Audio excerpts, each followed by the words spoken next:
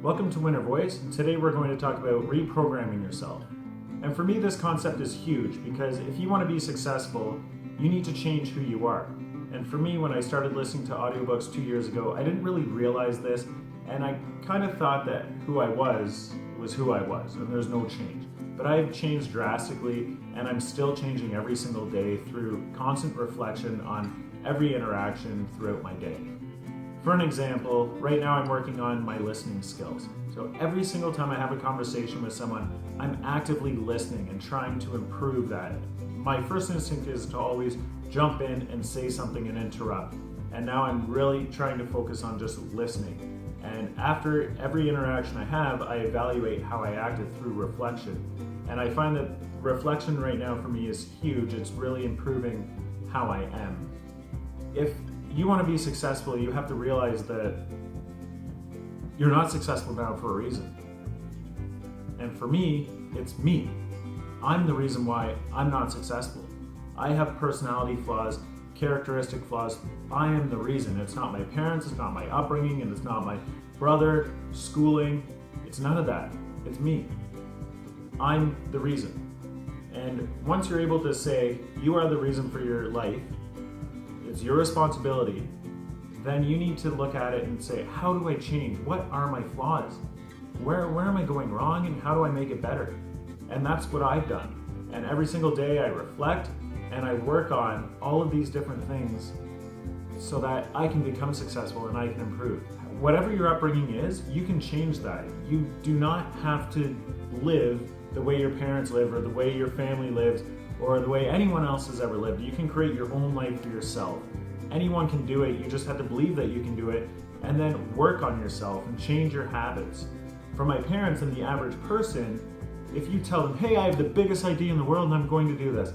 Well, I don't know. I don't think that's possible. Like, do you have money for it? Don't you have your job? Like, what are you going to do? Like, most people bring up all these barriers and all these obstacles. If you ever go to anyone with an idea, especially family and friends, they always bring you down because first, they're afraid. And their limitations in their life, their fears, are now projected onto you. You can't allow someone else's beliefs to prevent you from doing what you want to do. When you're looking at reprogramming yourself, the best way to look at it is with technology. It's always changing.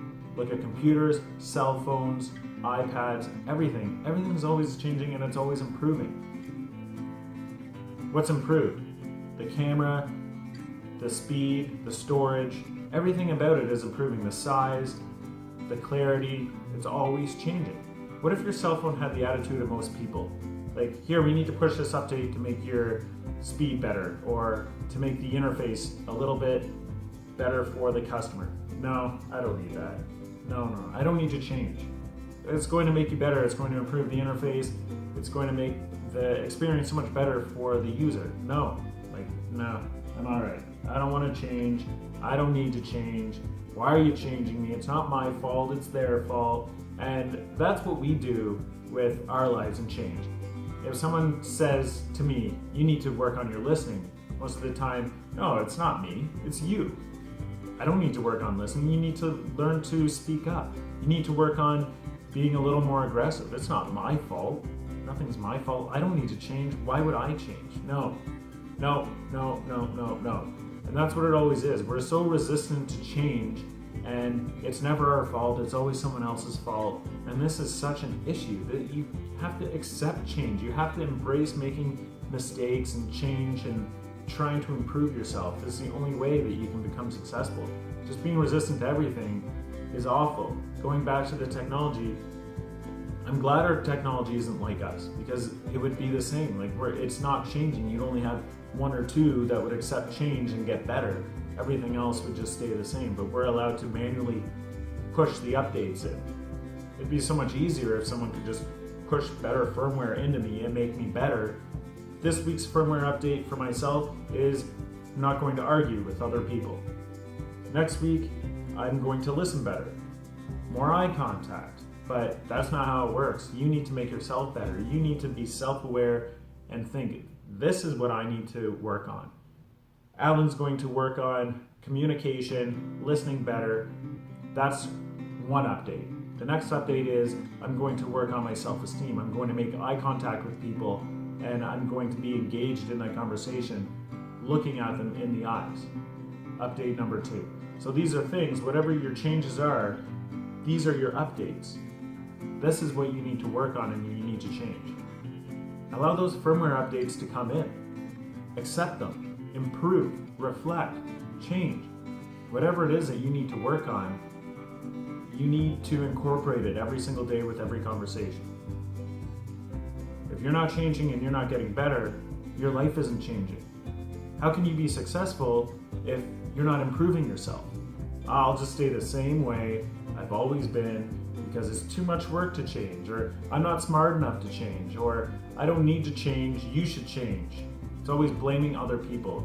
What would happen with the example of computers? If they never changed, our technology would never progress. So if you're a human and you're never changing, you're not progressing, you're not getting better, you're not going to be successful, and that's all it is. It's reprogramming yourself, is allowing yourself to get better. Once you get into self-help and you start practicing changing yourself each day just a little bit, you will start to love it. You will notice that you're changing. And like I said in my first intro video, I want to be up here with success, and I'm somewhere in the middle, but I'm at the point where I'm going out of my comfort zone and I'm doing this, and this is huge for me.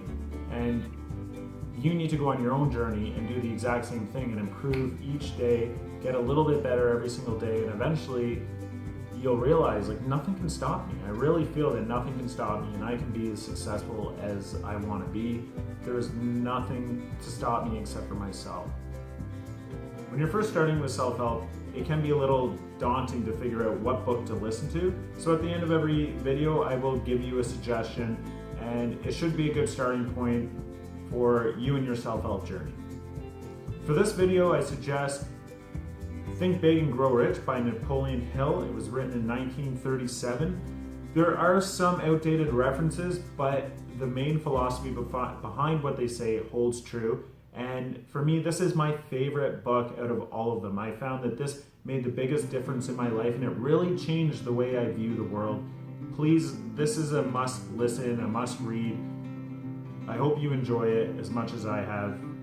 Give it a try. I hope that this helps you as much as it helps me. Thank you for watching, and please subscribe to my channel.